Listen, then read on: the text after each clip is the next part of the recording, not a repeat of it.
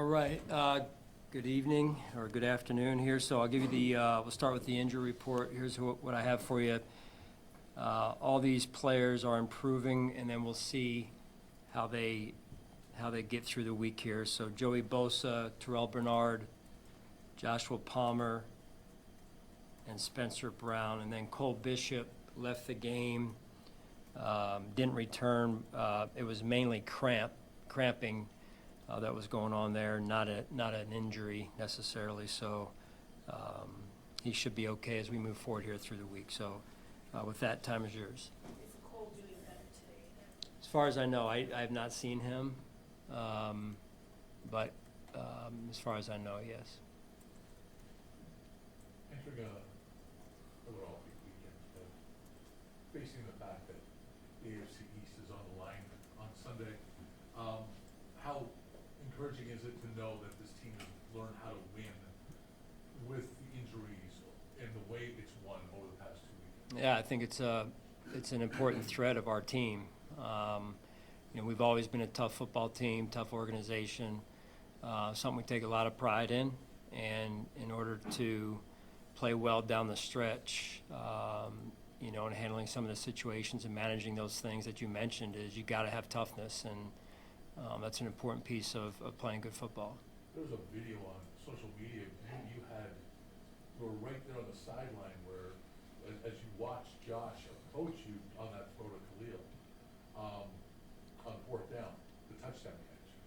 Just what was your thoughts and your reaction? You were pretty excited when you saw the outcome of that play. Of the one to Khalil on the fourth down? Yeah, fourth down. Yeah, I mean, of course I'm gonna I'm gonna get excited and emotional.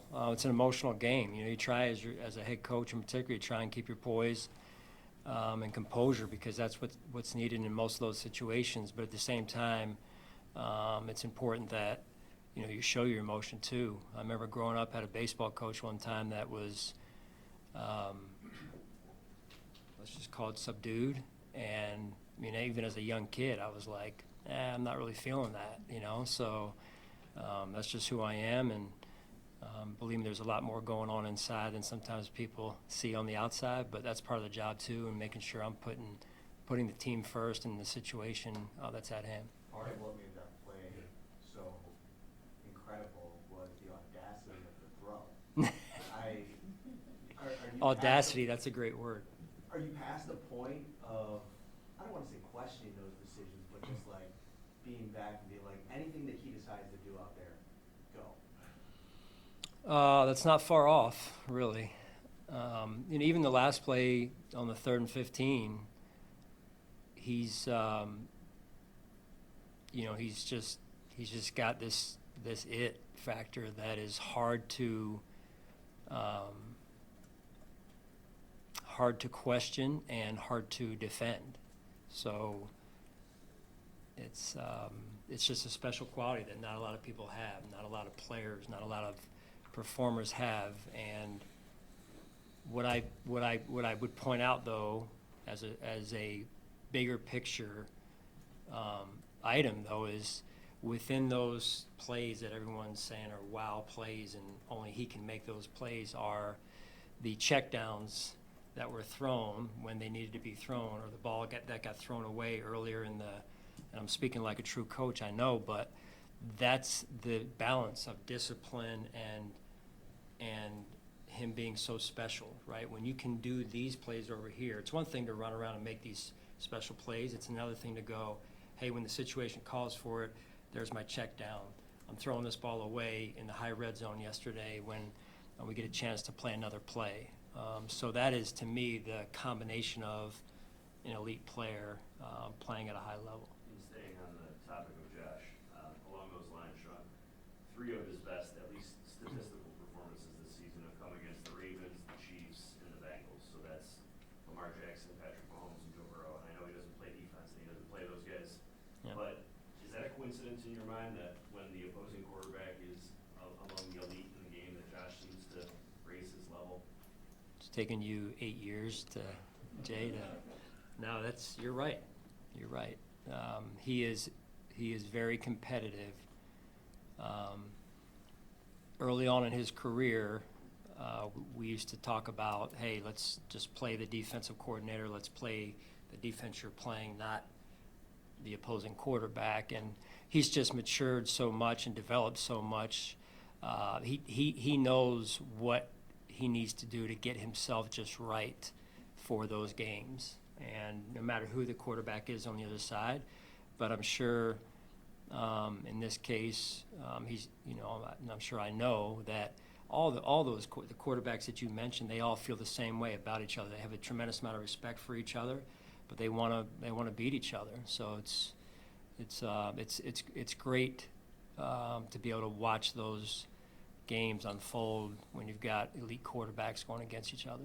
For Josh, how much do you think part of that is knowing the guy on the other side of the ball and their ability to put up points and things like that he's going to have to do those extraordinary things sometimes? Yeah, no, another level of maturity, mastery. Because you could go the other way too, of like all the way over here, well, I've got to do this, and then you end up pressing, and then that's not healthy. So it's like I said, him finding this delicate balance of what I need to do to help my team win, and yet making sure that I'm not pressing too much, because that's not healthy either. So he's really done a phenomenal job of last year and this year in particular of finding that sweet spot. We did not have a chance to ask you about Darnell Savage. How Yeah. does he fit? How does he fit? What can he bring to your defense? Yeah, we'll see. Interested. Had a brief conversation with him this morning, and he's a guy that we've had our eye on. Going back to even the draft process, and then when he left Green Bay for Jacksonville, and then Jacksonville to Washington the last couple of months, I believe it was. So, like any player this time of year, you're trying to see what you can add to help our football team. Learning is going to take some time. Maybe he plays some safety, maybe he plays some nickel, maybe some special teams. We'll just take it one day at a time here. On the downs, go ahead. I was going to say with Max, Coach, it's been several weeks since he's been back in the lineup. I realize progress on a rookie is not a straight ascent. How has he worked to build trust in the defensive staff to give him more opportunities these last several weeks? Yeah. Really, again, growing in the system, growing in the level of detail that he needs to execute and play with, to play winning football for us. And, yesterday he had one that I know he wants back that we all saw. But again, there's growth in the game even yesterday with some of the things where the ball wasn't thrown his way in terms of techniques. And, you're going against a receiver yesterday that's in T that's has a size advantage on most corners around the NFL. And so he'll learn from that situation, and it's good experience for him at the same time. On the downside, can you pinpoint just what went wrong on third down defense? It's one of the worst percentages, I think, since you guys went 9 for 10 against the LA Rams in 2020. Yeah, it's we always talk about being able to get there with 4, right? You got to be able to get there with 4, and then with that, you pair that with the coverage working together with the rush. So, all in all, we need to do a better job of our level of execution there, and you want to get it to a spot where you're able to get off the field. I thought first and second down was not the issue really in the first half. In particular, it was third down, to your point, and way too many converted third down. So that's an important part for us as a football team, to be able to get off the field on third down, and how well we can rush and affect the quarterback, and then certainly cover on top of that. I'm not using this as an excuse, but is it a materialistic factor that you're missing Michael Hoyt, you're missing Joey Bosa? Does that contribute to that? Well, there's other players as well. But at the same time, they're not coming back. Joey is at some point here, but Michael's not, Ed's not for the most part until maybe later. But we're confident in the guys that we have. We put together a plan, and that's what it's going to take every week is putting together a plan that is not all one way or all the other way, and it's in moderation, a well-rounded game plan to help us win a football game. I know it's only Monday. There you go. I know it's only Monday, but you mentioned Joey there. Is there any shot for Sunday? I know it's probably going to be a day-to-day approach, but Yeah. early in the week. I believe there is. Again, just need to get, you got to understand, sight unseen for me. This is the medical team saying we'll just take it one day at a time. So I'm kind of, waiting on them each day and seeing how it goes. So it'll get with him again tomorrow, and then as we head into Wednesday will probably be a walkthrough, so that'll be hard to tell for sure.